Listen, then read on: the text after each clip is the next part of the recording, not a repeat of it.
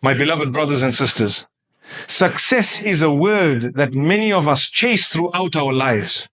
From a young age, we are taught that success lies in academic achievement, financial stability, recognition, or material progress. But let me begin by asking a very simple question. What is success?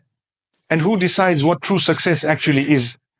You see, many people strive their entire lives to earn degrees, build businesses, buy houses, or accumulate followers and fame. And while these things may appear as success in the worldly sense, they are not the ultimate form of success in the eyes of the Almighty. In fact, a person could have none of these yet be among the most successful in the sight of Allah. Let us take a moment to reflect on something we all desire in this world's success. From a young age, we are taught to aim high, to chase our dreams, to work hard for recognition, wealth, and status. In our schools, at our workplaces, even in our homes, we are often reminded of the worldly definition of success. But have you ever paused to ask yourself, is this really success? Does a person with a large house, expensive car, and millions in the bank automatically qualify as successful? What if they have all of that, but no peace in their heart, no tranquility in their soul, and no relationship with the one who gave them everything? Would we still call that success? True success is not measured by what you own, but by how close your heart is to the one who owns everything. Because what you own today can be taken away tomorrow. But the connection you build with Allah, the faith you nurture, the sincerity in your heart, that is what remains with you when the world turns away, when people forget you, when wealth disappears, and even when you enter your grave. That connection is what leads to true success, not only in this world, but also in the hereafter. We live in a time where people display their worldly achievements for all to see. A new job is posted online. A new car is shared on social media. Vacations, awards, celebrations, they are all part of the narrative of success. And there's nothing wrong with celebrating blessings. But when that becomes our only measure of success, we lose sight of something far greater. We start to believe that the one who has more is better. We start to believe that the one who struggles must be doing something wrong. But the truth is, some of the most beloved people to Allah have lived lives full of hardship and loss, yet their hearts were at peace because their relationship with their Creator was strong. Look at the stories of the prophets. Many of them were rejected, persecuted, and tested. They didn't live in luxury. They didn't have worldly power for most of their lives. Yet they were the most successful of all people because they submitted to Allah completely. They lived with purpose. They called others to goodness. They endured with patience. Their hearts were attached to their Creator, not to material things. And that is the definition of true success. When your heart is close to Allah, everything else falls into place. Even your failures turn into wisdom. Even your pain becomes a path to growth. Even your tears are counted and rewarded. When you build that connection with Allah, you begin to see things differently. You're no longer impressed by how much someone owns. You're impressed by how much someone prays, how kind they are, how much they forgive, how they treat their parents, how they help the needy. That becomes your standard of success. And this connection with Allah is not something exclusive. It's not reserved for scholars or the elite. It's open to everyone, young or old, rich or poor, male or female. It starts with a sincere heart. It begins when you realize that the world will never fill the void in your heart. It starts when you turn to Allah and say, I want to be close to you. Guide me, strengthen me, forgive me. That one conversation, that one whisper in sujood, that one tear that falls in the quiet of the night, it could be the beginning of your success. Many people think that being religious or close to Allah means abandoning all worldly goals, but that's not true. Islam teaches us to strive for excellence in both worlds. But the key is, don't let the dunya enter your heart. Let it stay in your hands. Use it wisely. Use it for good, but let your heart remain attached to Allah. Because the moment the dunya enters the heart, it begins to corrupt, it begins to blind, it begins to take you away from what really matters. But when your heart is with Allah, even if the dunya comes to you, you will use it for the right reasons and it will never control you. And sometimes Allah removes the dunya from someone's life to bring them closer to Him. He might take away wealth or health or a relationship just so you can wake up and realize that He is the only constant, the only one worth clinging to. These moments of loss are not punishments, they are invitations. They are chances to reconnect. They are reminders that success does not lie in the temporary, it lies in the eternal. That's why a poor person who sleeps peacefully after praying 2 rak'ahs at night might be more successful than a millionaire who lies awake at night, anxious, restless, unable to find peace. Because success is not about quantity, it's about quality. It's about the quality of your heart, your intentions, your worship, your character. Now let's reflect on a beautiful truth. When you walk towards Allah with sincerity, He opens doors you didn't even know existed. Imagine this. A person feels lost. They feel distant. Their past is full of mistakes. They don't know where to start. But then they raise their hands and say, "Oh Allah, I've messed up, but I want to come back. I want to be better. Help me." That one moment of sincerity can change everything. Allah doesn't expect you to be perfect. He expects you to try. And once you take that first step, He takes 10 towards you. That's His promise. You make one move, He opens doors from places you never imagined. Some people think, "I've done too much wrong, Allah won't want me back." But that's a whisper from shaitan. Never let your sin stop you from turning back to Allah, because He loves to forgive. He loves it when His servant returns, and the one who seeks forgiveness sincerely is more beloved to Allah than the one who never sinned and thought they were already righteous. Every sinner has a future. Every righteous person has a past. What matters is where your heart is today and where it wants to be tomorrow. And don't underestimate the power of small steps. One extra sajda, one page of Quran, one kind word, one fast, one moment of patience. These may seem small, but with sincerity they grow. They accumulate. They draw you closer. Allah sees your effort. Even if no one else notices, He does. He knows how hard it was for you to get up for Fajr. He knows the temptation you resisted. He knows the pain you hid while trusting Him. And He will reward you beyond measure. When a person begins walking towards Allah, the journey is not always easy. There will be challenges. People may mock you. Friends might distance themselves. Your desires will whisper, but stay firm. Because what lies ahead is far greater. When Allah sees that you're serious, He strengthens your heart. He replaces bad company with better company. He makes the path easier even if it's not always smooth. And you start to taste the sweetness of faith, the tranquility that no sin can ever give you. The best part?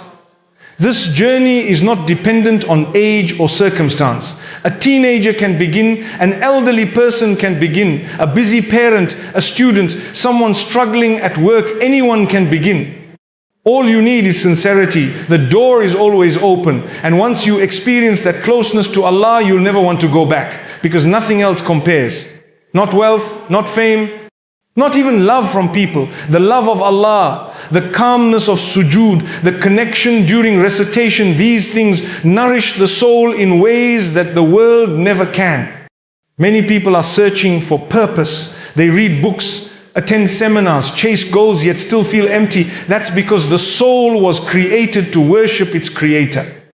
Without that connection, everything else feels hollow. But the moment you walk toward Allah, things begin to make sense. You find clarity, you find purpose, you start to understand why things happen. You begin to trust the process. Even the hard moments become bearable because you know you're not alone. And when you walk toward Allah, it's not only your spiritual life that improves, your character improves. You become more patient, more grateful, more forgiving, more generous. You become a source of goodness for others. Your relationships improve. Your decisions become wiser. Your heart becomes softer. You stop holding grudges. You start making dua even for those who hurt you. That is the beauty of walking toward Allah. He transforms every part of your life. even your outlook on success changes. You no longer envy the one with a bigger house or a better job. You envy the one who cries in tahajjud. You admire the one who serves their parents. You look up to the one who gives charity quietly, who controls their anger, who forgives others. Your entire standard shifts. Because now your heart beats with the remembrance of Allah, and that's all you need. If you're feeling stuck, if you're wondering how to turn your life around, the answer is simple. Take one step toward Allah. Just one. It doesn't have to be perfect. It doesn't have to be public. Just sincere. Start with one prayer, one ayah, one dua, and let that grow. Let that lead you to the next step and the next, until you find yourself in a place of peace, strength, and true success, the kind that stays with you in this life and carries you to the next. The world might measure success by numbers, but Allah measures it by effort, by sincerity, by intention, and that is something every single one of us is capable of. No matter your past, no matter your struggle, no matter your situation, the path to success begins the moment you decide to walk toward your Lord with a heart full of sincerity. Every day that we live, we face choices, decisions that shape our paths and affect not only our worldly lives but our hereafter as well. In this journey of life, many people are looking for clarity. They want to know where they are headed. They seek guidance. They want to make the right decisions for their families, for their careers, for their deen, and for their personal development. But often they feel lost, they feel clouded, they feel like they're in darkness. And one of the most powerful ways to gain clarity, real clarity, is through worship, sincere and consistent worship. The more you purify your soul through acts of obedience to Allah, the clearer your vision becomes, both in matters of the world and in matters of the religion. There's a connection between your spiritual state and your worldly perception. When the heart is filled with the remembrance of Allah, it becomes like a polished mirror that reflects truth clearly. But when it is covered with sin, heedlessness, and distraction, it becomes stained, it becomes difficult to see right from wrong. You start to doubt the good, you become confused by the evil. And that's why worship is not just a duty, it's a cleansing of the heart. Salah is not only about movements, it's a connection that washes away spiritual rust. When you stand before your Lord and your heart is truly present, it's like light enters your chest and that light shows you the way forward. When you fast, you don't just stay away from food and drink, you are disciplining your soul, teaching it to be strong against temptation, purifying it from the dirt of desires. When you give charity, you're not just helping someone else, you're breaking the chains of greed that hold the heart captive. And when you recite the Quran, you're not just reading Arabic letters, you are engaging with the words of the Creator, words that heal, words that guide, words that inspire. People often ask, why can't I feel the sweetness of faith? Why am I so confused about my goals? Why do I feel so far from Allah even though I believe in Him? The answer may be found in the condition of the soul. When the soul is clogged with sin, with laziness in prayer, with ghafla, heedlessness, then it becomes blind. It might look, but it doesn't see. It might hear, but it doesn't listen. That is why Allah speaks about the heart so much in the Quran, because the heart is the center of perception. When the heart is pure, the person can distinguish right from wrong, truth from falsehood, clarity from confusion. Imagine a window covered in dust. No matter how beautiful the light outside, if the window is not clean, the light will never come through clearly. That's what happens to the heart when worship is abandoned. But the more we engage in sincere worship, the more we polish that glass. The more we engage with the Quran, with understanding, the more that light reaches us. And suddenly the world starts to make sense. You understand your purpose. You see things for what they truly are. You become less impressed by the glitter of the world and more connected to the values that please your Creator. Some people think worship is only for the elderly or for those who have left the world. But in reality, it is worship that gives you strength to live in this world correctly. It's worship that helps you make the right business decisions. It's worship that helps you choose the right spouse. It's worship that keeps you grounded when you succeed and helps you rise when you fail. Worship is not a burden, it's a fuel for the soul. When a person develops the habit of sincere, heartfelt worship, they find that their life becomes more meaningful. Decisions become easier because the heart is in the right place. Doubts are reduced because Allah places light in their path. They might still go through difficulties, but their soul remains firm. And this leads us to another important truth. When Allah is at the center of your life, no hardship can break you. If He is absent, even ease will destroy you. This is something that many people don't realize until it's too late. When Allah is your anchor, when He is your foundation, when He is the one you turn to first in every matter, then you will face the storms of life with strength. You will endure pain with dignity. You will rise from loss with hope. But when your life is centered around material success, popularity or pleasure, then even the smallest trial can shatter you.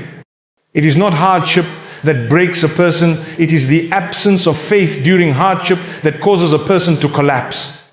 There are people who have been through illness, poverty, the loss of loved ones and betrayal, yet their hearts are stronger than ever because they relied on Allah. And there are others who seem to have it all: wealth, health, family, status, but their hearts are empty, depressed, anxious, restless. Why? Because they left Allah out of the equation. They thought they could build a life without the one who gives life. When Allah is not the center of your life, you become vulnerable to every passing wave. People's opinions will shake you. The loss of wealth will break you. A delay in your plans will frustrate you. But when Allah is your center, nothing can shake you. You might feel pain, but it won't destroy you. You might cry, but you'll still stand. You might fall, but you'll rise again because you know that your Lord is with you. You know that He sees your struggle. You know that your patience is not wasted. And this knowledge becomes a source of strength that no worldly power can give. A person who lives with Allah at the center of their life finds meaning in everything. Even when they are tested, they understand that the test is a sign of Allah's love. They know that every difficulty carries a lesson, every delay carries wisdom, and every hardship carries reward. They trust the process because they trust the one who is in control of the process. Their reliance is not on people, not on circumstances, but on the Lord of the heavens and the earth. And when a person builds their life around Allah, it reflects in their character. They are more patient with people, they are more forgiving, they let go of grudges, they focus on self-improvement. They become a source of peace for others. Their worship is not limited to the prayer mateet flows into their behavior. Their business dealings become honest. Their speech becomes kind. Their eyes lower themselves from what is haram. Their ears turn away from gossip. Their hearts are filled with mercy. And this is the type of person who brings light into a dark world. But the one who distances themselves from Allah often finds their soul filled with restlessness. They might keep chasing the next thrill, the next purchase, the next distraction, but the emptiness remains. No matter how much they gain, it's never enough. Because the soul was not created to be satisfied by the dunya. It was created to be nourished by the remembrance of its Lord. And when it is deprived of that nourishment, it becomes hollow. That's why we see people with fame, fortune and followers, yet they are depressed, anxious, even suicidal. Because they chased everything except the one who holds the keys to peace. That's why it's important to ask yourself regularly, what is at the center of my life? Is it Allah or is it something temporary? Because if it's temporary, then my peace will be temporary too. But if it's Allah, then I will find stability even in unstable times. I will find peace even in the midst of chaos. I will find clarity even when things are unclear. Sometimes people say, I want to come closer to Allah, but I'm too busy, I have so much going on. But the truth is, the more you have going on, the more you need Him. Don't delay your connection with Allah until your life gets easier. Your life gets easier when you connect with Allah. Don't wait until retirement or until the children grow up or until you make more money. Because life is uncertain. And guidance is not guaranteed. If you feel the desire to change, to grow, to improve, that is already a gift. Grab it, use it. Begin with small acts of worship. Build consistency and make Allah your number one priority. The beauty of Islam is that Allah rewards intention even if you struggle, even if you fall short, as long as your intention is sincere and you are trying, you are winning. You are already on the path to success. Shaitan wants you to think you're not good enough, that you've sinned too much, that it's too late. But Allah says, do not despair of my mercy. He says, indeed, I forgive all sins. That's the mercy of our Lord. And that mercy is always available no matter what you've done, no matter how far you've strayed. When you begin to purify your soul through worship, you'll notice something incredible.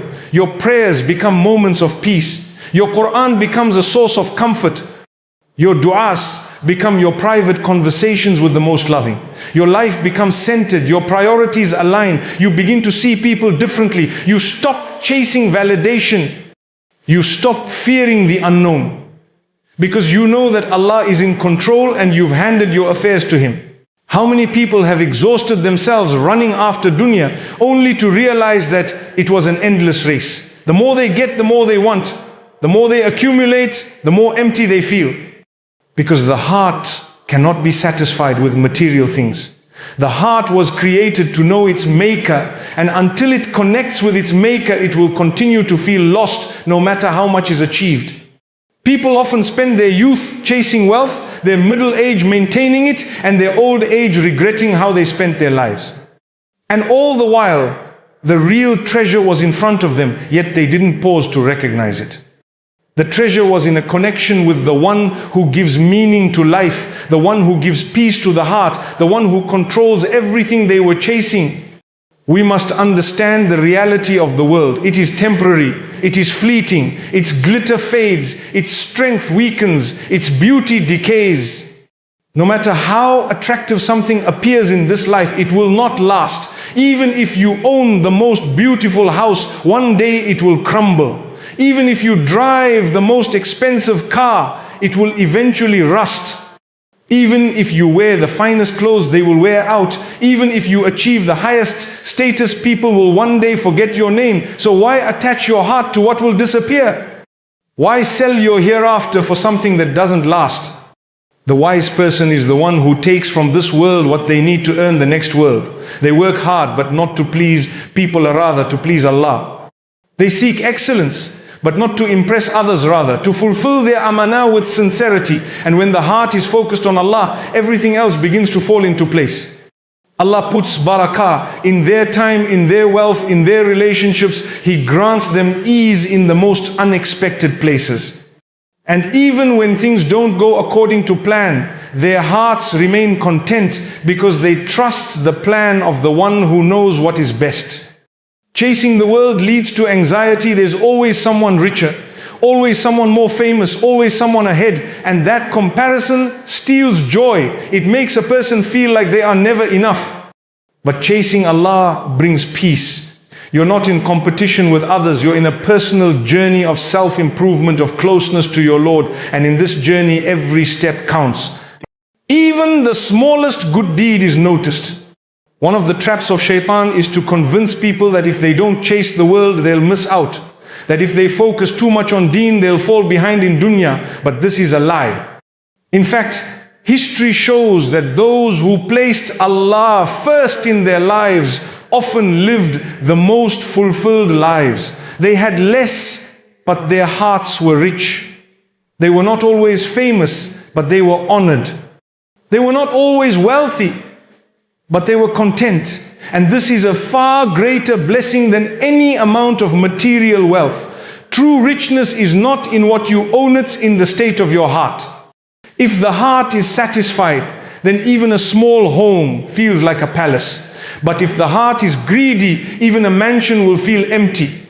When you chase the Creator, you align your goals with your purpose. You begin to prioritize differently. You spend time where it matters. You invest in your akhirah. You treat people better because you know it pleases Allah. You guard your tongue because you fear accountability. You give charity because you trust that your wealth is in the hands of the one who multiplies. You forgive others not because they deserve it, but because you want Allah's forgiveness. And this transforms not only your character, but your entire experience of life. Many people think that Islam is about sacrifice and hardship, but in reality, it is the path to ease. It teaches you how to live with peace, how to deal with stress, how to manage your time, how to handle loss, how to raise your children, how to treat your parents, how to run your business, how to stay grounded when you succeed, and how to remain hopeful when you fall. It gives you balance, it connects you to something greater than yourself, and that connection is what brings true strength. But this strength can only come when you place your trust in Allah. And this leads us to a profound truth. You'll never lose anything by trusting Allah, but you lose everything when you lose that trust. Trusting Allah is not just about uttering words, it's a mindset, it's a way of life. It means that when things don't go your way, you still believe that He is guiding you. It means that when your dua is delayed, you still believe that He is protecting you. It means that when you are tested, you still believe that He has chosen you for something better. Trusting Allah doesn't mean life will be easy, but it means you'll never face it alone. A person who trusts Allah sleeps peacefully because they know that their matters are in safe hands. They don't panic over every difficulty. They don't fall apart at every delay. They plan, but they leave the outcome to Allah. They take the means, but they believe that the result is from Him. And this belief brings calmness, it brings confidence, it brings stability. But when a person loses trust in Allah, even the smallest problem becomes unbearable. They begin to question everything. They live in fear, in doubt, in despair. They feel like the world is against them. And even in times of ease, their hearts are restless because they no longer believe that Allah is in control. Some people think that trusting Allah means sitting back and doing nothing. But this is a misunderstanding. Trusting Allah means doing your best and then leaving the results to Him. The farmer plants the seed and trusts Allah to send the rain. The student studies and trusts Allah to open the mind. The parent raises their child and trusts Allah to guide them. The businessman works honestly and trusts Allah to provide. This balance between effort and trust is what brings success. We are not responsible for the results. We are responsible for our effort, our intentions, our sincerity. The rest is in the hands of the Most Wise. When you trust Allah, you begin to see life differently. Even the things that once worried you now become reminders of His mercy. A delay in your plan is not a punishment, it's protection. A door that closes is not rejection, it's redirection. A prayer that isn't answered the way you wanted is not denial, it's divine wisdom. And the more you experience this, the stronger your trust becomes. You begin to love Allah more because you see how perfectly He plans. You begin to rely on Him more because you've seen how many times He's rescued you. You begin to worship Him more because you feel His nearness in every moment. But trust doesn't develop overnight. It requires training the heart. It requires reflecting on the names of Allah Ar-Rahman, Ar-Razzaq, Al-Hakim, Al-Wakil. It requires remembering how many times He came through for you in the past. How many times you thought all was lost and He opened the door. How many times you cried alone and He gave you peace. How many times you were weak and He gave you strength. When you remember these blessings, your heart begins to trust more. And when you trust Allah, it reflects in your choices. You stay away from haram even if it looks profitable because you trust that what is halal will be enough. You hold your tongue even when provoked because you trust that Allah will defend you. You remain patient in difficulty because you trust that Allah is preparing something better. You give generously because you trust that Allah will replace it. And this trust becomes your shield.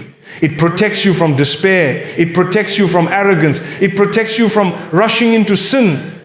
It keeps your heart alive. Many people think that trusting Allah is only for times of hardship. But the truth is we must trust Him in times of ease as well.